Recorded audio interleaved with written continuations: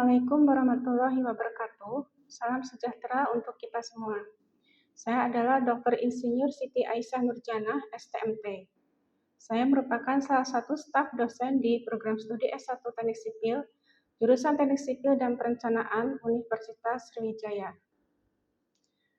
Saat ini saya mengajar beberapa mata kuliah, yaitu Perencanaan dan Analisis Elemen Struktur Beton, Perencanaan dan Analisis Konstruksi Beton, Dinamika Struktur dan Rekayasa Gempa, Analisis Struktur dengan Metode Matriks, dan Analisis Struktur ketiga. Dalam kesempatan ini, izinkan saya untuk menyampaikan pernyataan diri dosen dalam unjuk kerja Tridharma Perguruan Tinggi dalam bidang pengajaran. Hal ini merupakan salah satu syarat untuk sertifikasi dosen. Mata kuliah yang akan dipresentasikan adalah Perencanaan dan Analisis Elemen Beton. Mata kuliah ini merupakan salah satu mata kuliah wajib yang diajarkan pada semester 4 dengan bobot 3 SKS. Dalam mata kuliah ini terdapat 14 kali pertemuan dengan metode ceramah di dalam kelas, kemudian juga ada 1 kali ujian tengah semester dan 1 kali ujian akhir semester. Capaian pembelajaran yang dibebankan oleh program studi ke dalam mata kuliah ini adalah sebagai berikut. Mahasiswa memiliki kemampuan menguasai konsep teoretis, kaidah-kaidah, proses dan formulasi dalam menganalisis sistem perencanaan, desain, dan metode pelaksanaan di bidang teknik sipil dengan memanfaatkan potensi dan kondisi lahan basah. Mahasiswa memiliki kemampuan mengaplikasikan pengetahuan dalam mengidentifikasi, merumuskan, menganalisis, dan menyelesaikan permasalahan di bidang teknik sipil, serta mampu beradaptasi terhadap berbagai situasi yang dihadapi. Mahasiswa memiliki kemampuan bekerja sama dalam tim dari berbagai latar belakang dan menghargai pendapat orang lain. Capaian pembelajaran mata kuliah yang ada di dalam mata kuliah Perencanaan dan Analisis Elemen Struktur Beton adalah sebagai berikut. Yang pertama, mahasiswa mampu untuk menganalisis dan merencanakan elemen struktur berupa balok dengan penampang persegi dan tulangan tunggal. Yang kedua, mahasiswa mampu untuk merencanakan pelat satu arah, dan yang ketiga, mahasiswa mampu untuk merencanakan pelat dua arah. Deskripsi singkat pada mata kuliah ini adalah sebagai berikut. Pada mata kuliah ini, mahasiswa belajar tentang prinsip-prinsip dan analisis material beton, komposisi material beton, prinsip tegangan-regangan material beton dan baja tulangan, gaya-gaya dalam, kekuatan geser, tekan, dan momen nominal pada balok bertulangan tunggal, perancangan pelat satu arah, dan perancangan pelat dua arah. Bahan kajian berupa materi pembelajaran adalah sebagai berikut. Yang pertama, komposisi material pembentuk beton bertulang. Yang kedua, sifat mekanik material pembentuk beton bertulang. Yang ketiga, hubungan tegangan dan regangan material beton. Yang keempat, hubungan tegangan dan regangan material baja tulangan. Yang kelima, gaya geser batas dan geser nominal penampang balok persegi. Yang keenam, gaya dalam berupa momen lentur batas dan kekuatan nominal penampang balok persegi dengan tulangan tunggal. Yang ketujuh, gaya dalam berupa momen lentur batas dan kekuatan nominal momen lentur pada pelat satu arah. Dan yang kedelapan, gaya dalam berupa momen lentur batas dan kekuatan nominal momen lentur pelat dua arah. Referensi yang digunakan dalam mata kuliah ini adalah berupa buku dan standar nasional dan internasional sebagai berikut. Yang pertama, buku Perencanaan Dasar Struktur Beton Bertulang. Yang kedua, buku Perencanaan Lanjut Struktur Beton Bertulang. Yang ketiga, buku Reinforced Concrete, A Fundamental Approach. Yang keempat, buku Reinforced Concrete, Mechanics and Design. Yang kelima, Standar Nasional Indonesia nomor 2847 tahun 2019 tentang tata cara perhitungan struktur beton untuk bangunan gedung. Dan yang keenam adalah Building Code Requirements for Structural Concrete atau American Concrete Institute nomor 318. Metode pembelajaran yang saya gunakan adalah Delivery, Interaction, and Assessment. Materi kuliah di-deliver atau diberikan kepada mahasiswa baik melalui metode ceramah maupun melalui website e-learning yang disediakan oleh universitas. Di dalam website e-learning tersebut, dosen mengupload file rencana pembelajaran semester, materi kuliah dan tugas, sehingga dapat diakses, di-download, dan dipelajari oleh mahasiswa sebelum proses pembelajaran di kelas. Tugas diberikan kepada mahasiswa sebagai bentuk case-based method berupa kasus mengenai perencanaan dan analisis elemen struktur beton. Kasus ini dapat dikerjakan secara mandiri maupun berkelompok. Metode pembelajaran interaction adalah proses interaksi antara dosen dengan mahasiswa, di mana dalam interaksi tersebut terdapat proses tanya-jawab antara dosen dengan mahasiswa, dan juga terdapat diskusi kelompok yang dilakukan oleh mahasiswa. Dari diskusi kelompok tersebut, mahasiswa dapat mengambil suatu hasil analisis dan kemudian dipresentasikan di dalam kelas. Metode pembelajaran assessment adalah proses penilaian oleh dosen kepada setiap mahasiswa dengan bobot sebagai berikut. 10% kuis, 10% tugas, 50% case-based method, 10% ujian tengah semester, dan 20% ujian akhir semester. Persentase yang besar untuk case-based method adalah sesuai dengan himbauan dari Kemendikbudristek, di mana case-based method ataupun project-based learning diberikan persentase sebesar minimal 50%. Indikator assessment adalah kemampuan mahasiswa untuk menjelaskan materi kuliah dan juga untuk menjawab suatu kasus yang diberikan dalam tugas dan ujian. Hal ini dijelaskan lebih lanjut di dalam rencana pembelajaran semester. Inilah uraian singkat mengenai mata kuliah perencanaan dan analisis elemen struktur beton. Berikut ini adalah cuplikan video dalam kegiatan pembelajaran mata kuliah tersebut, di mana dosen memberikan materi kuliah melalui proses delivery dengan metode ceramah, dilanjutkan dengan tanya-jawab dan diskusi kelompok oleh mahasiswa. Selanjutnya, mahasiswa melakukan presentasi di depan kelas. Ya, selamat siang semuanya. Assalamualaikum warahmatullahi wabarakatuh. Waalaikumsalam warahmatullahi wabarakatuh. Ya, hari ini kita lanjutkan kuliahnya ya. Ini kuliah elemen struktur beton pada pertemuan ketiga. Kita hari ini membahas tentang momen ultimate dan momen nominal di balok yang penampangnya berbentuk kotak. Ya. Nah, materi ini bisa kalian download di website e-learning ya, seperti biasanya, atau bisa di-download di alamat ini juga ya. Kita mulai.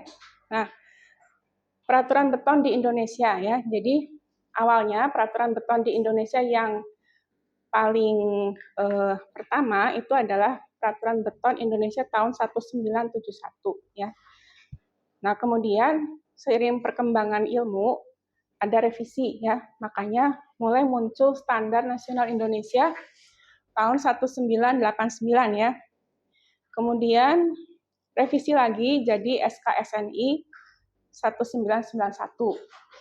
Lalu berkembang lagi jadi SNI tahun 2002 ya.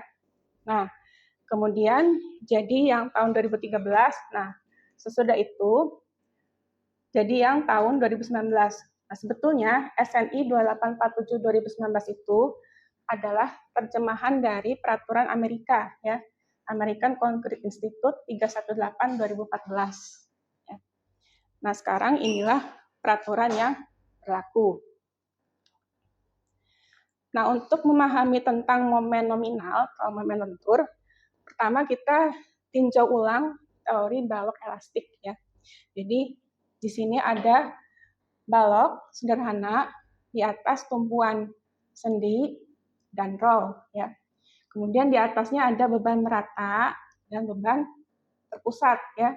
Kemudian di sini ada segmen yang mau kita tinjau ya. Ini lebarnya dianggap dx ya, dengan ada sudut theta yang terbentuk dari lengkungan balok tersebut. Nah, di sini segmen itu lebarnya tetap dx ya, tapi bagian atasnya misalkan kita namai ds. Nah, dalam kondisi sebelum terjadinya pembebanan, bisa kita katakan namanya before deformation ya. Di sini DS dan DX-nya masih sama ya, karena kan belum ada beban. Nah, kemudian begitu ada beban, bagian bawahnya kan pasti merenggang ya, bagian atasnya ketekan, jadi mampat. Jadi DS-nya berubah jadi DS aksen. Kalau DX-nya tetap di sini. Nah, perubahan bentuk ini, kalau kita tarik garis lurus ke atas, dari kiri dan kanan nanti ketemu di titik O aksen. Nah, dari O aksen ke sini, itu namanya jari-jari yang dinamai dengan rho. Ya. Jadi rho itu sebetulnya adalah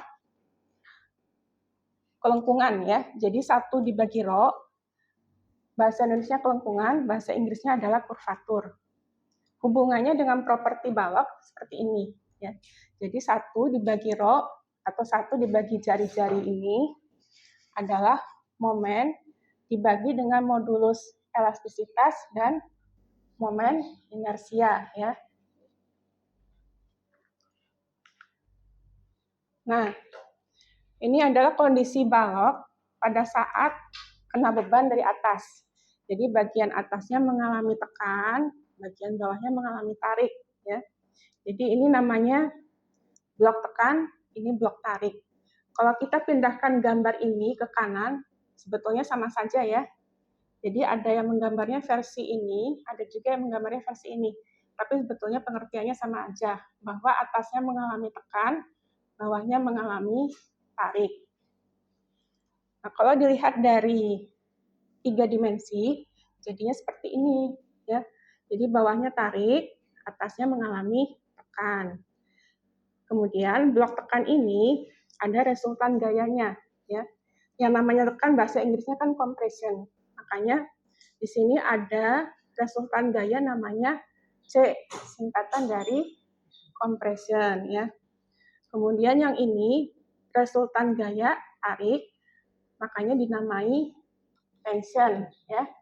Sampai sini masih jelas? Jelas ya? Oke. Nah, terus saya lanjutin ya. Nah, karena ada beban dari atas, pastilah baloknya itu mengalami retak. Nah, retaknya itu bisa sepanjang balok. Ya tergantung bebannya ya. Kalau bebannya besar pasti retaknya banyak. Nah, di bagian tengah-tengah bentang balok itu yang dominan adalah momen. Makanya retaknya itu disebut retak momen atau flexural crack ya bahasa Inggrisnya itu. Nah, menuju ke tumpuan, baik tumpuan kanan maupun kiri, mulailah yang dominan itu dia geser, bukan momen lagi ya. Makanya retaknya itu berubah, jadi miring ya, mulai ada kemiringan, itu adalah retak geser ya. Jadi retak geser itu lokasinya dekat dengan tumpuan ya. Lanjut ya. Nah, ini adalah retak yang terjadi pada beberapa balok. Yang ini penampang tipis, yang ini penampang tebal ya. Nah, kalau penampang tipis dengan penampang tebal sudah pasti lebih kuat yang penampangnya tebal ya. Ya makanya di sini retaknya kalau baloknya tipis bisa menjalar dari atas sampai bawah. Tapi kalau ininya penampangnya tebal, retaknya mungkin nggak seluruhnya bisa menjalar dari atas sampai bawah. Nah, kalau ini retak akibat lentur seperti yang tadi di awal halaman ya. Retak lentur itu ciri khasnya hampir vertikal. Ini juga retak lentur, tapi ini penampangnya tebal, makanya ada yang retaknya cuma sampai sini ya. Ada yang sampai sini tapi sedikit. Nah, apa yang terjadi pada balok yang mengalami momen bisa dilihat di sini ya. Jadi ini penampang balok ya, bentuknya kotak. Jadi ini bagian yang mengalami tarik, ini bagian yang mengalami tekan ya. Bagian yang mengalami tekan itu tinggi blok tekannya namanya C, C kecil ya. Jangan ketukar dengan C besar. Kalau C besar itu gaya ya, gaya compression. Nah, C kecil itu tinggi blok tekan. Kemudian ini adalah gambar tegangan ya. Jadi ini gambar tegangan aslinya seperti ini. Jadi bentuknya seperti kurva ya. Nah, bentuk kurva ini kalau kita mau mencari luasnya kan sulit ya. Nah, jadinya oleh para ahli dibuatlah bentuk yang lebih simpel, jadi kotak seperti ini. Lebarnya 0,85 kali kuat tekan beton. Tingginya namanya A ya. A itu adalah beta 1 dikali C. Nah, beta 1-nya nanti kita bahas ya di halaman selanjutnya. Lalu, ini kan namanya blok tekan ya. Maka ada resultan gaya. C itu apa tadi? Compression ya. Gaya tekan compression. Kalau yang ini, T itu apa? Gaya tension ya, gaya tarik.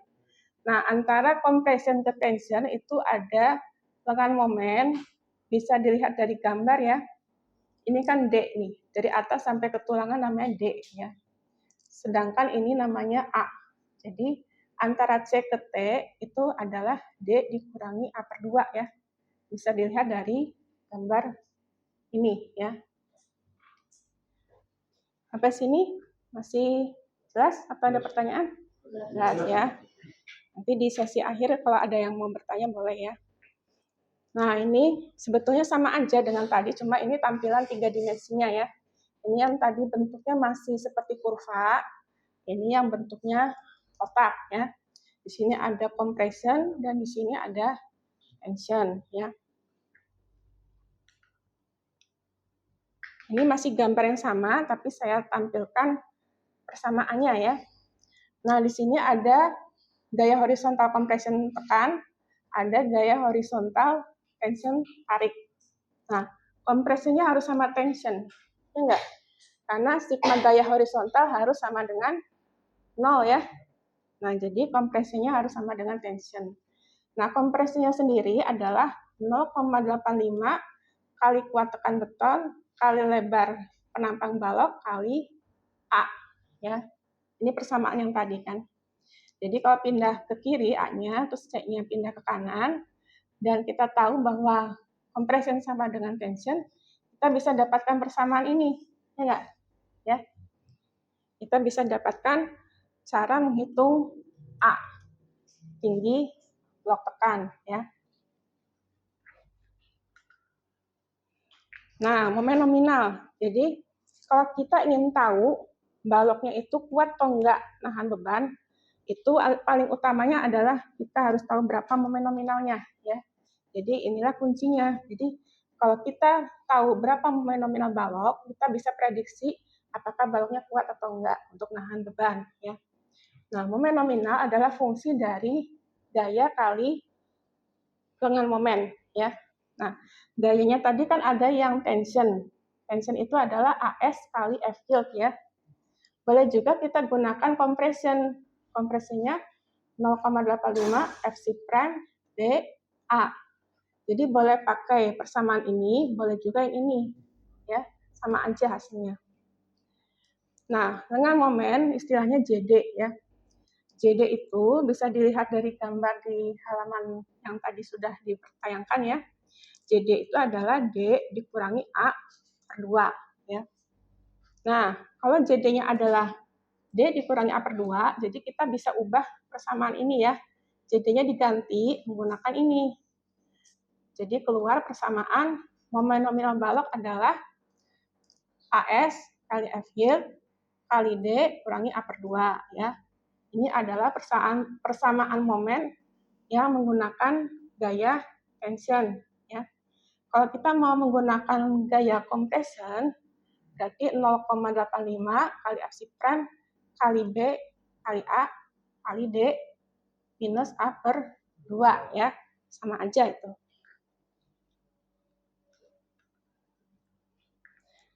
Nah, ini tentang beta 1 ya.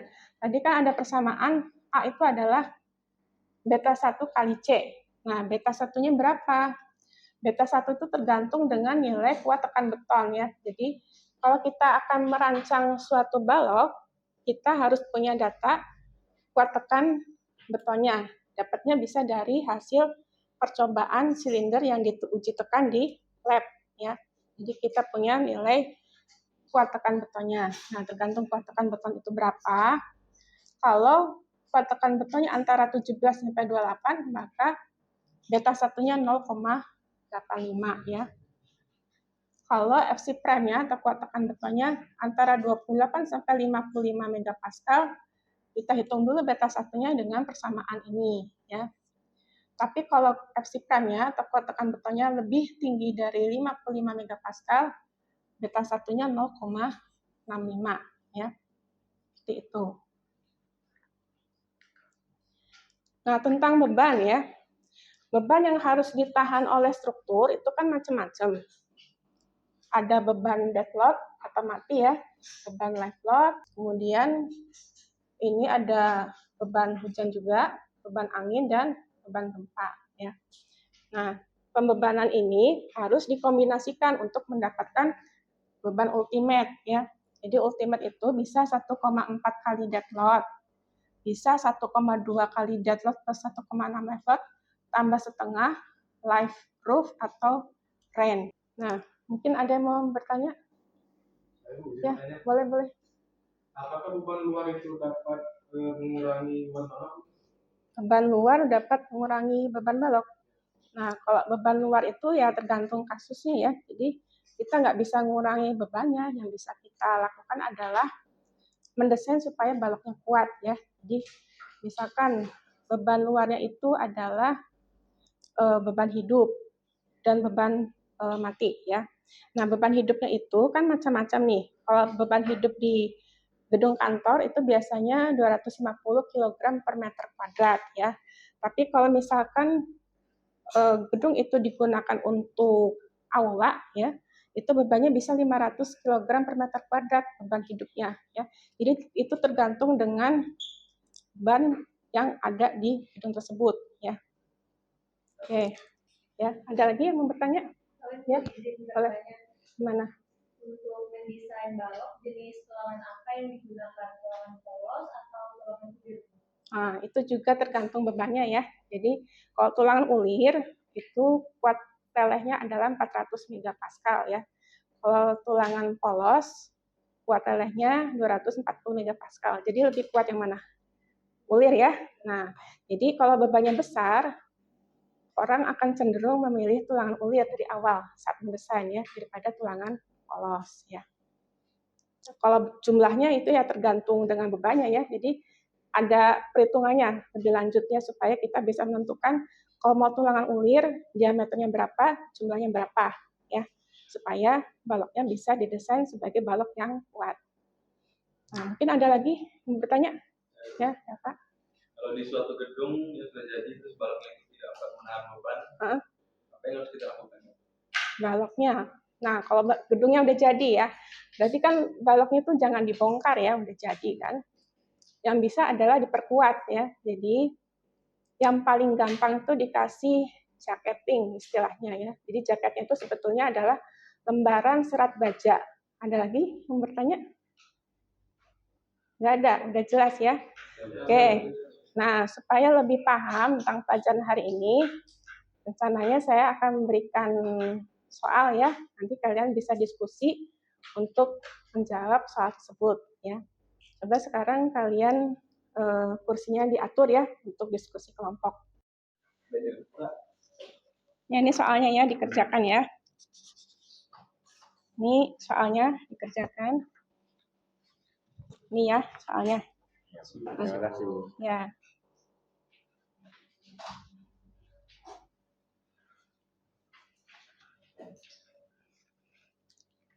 Nah, ada yang mau ditanyakan nggak? Ini Bu gimana? Ya, gimana? Ini untuk diameter tulangan baja yang digunakan untuk desain balok berapa milimeter? Oh, diameternya itu di pasaran ya, bisa diameter 10 mili ya, tapi itu yang polos ya. Bisa juga yang 13 mm yang ulir ya.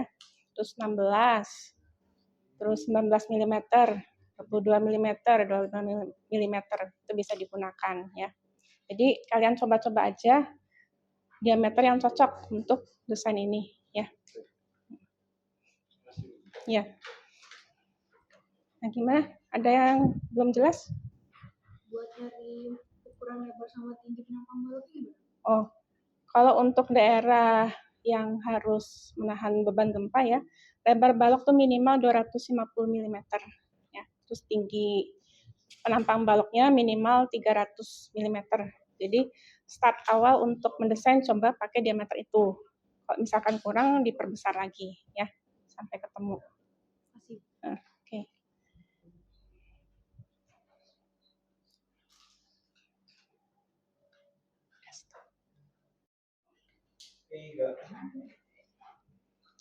Ya, udah selesai ya semua diskusinya.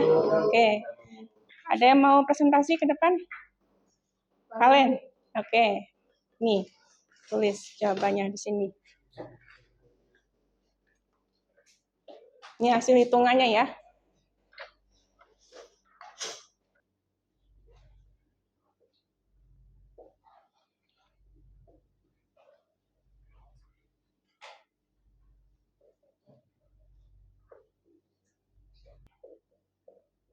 Nah, jadi dari analisis balok ya, kalau mendesain tulangan tuh tidak boleh terlalu banyak ya, makanya ada batasan yang namanya ini row balance ya. Row balance itu yang membatasi supaya tulangannya tidak terlalu banyak, jadi perilakunya tidak getas. Kelompok lain gimana hasilnya? Sama nggak? Sama. Ya kalau beda-beda dikit tuh karena pembulatan angka aja ya.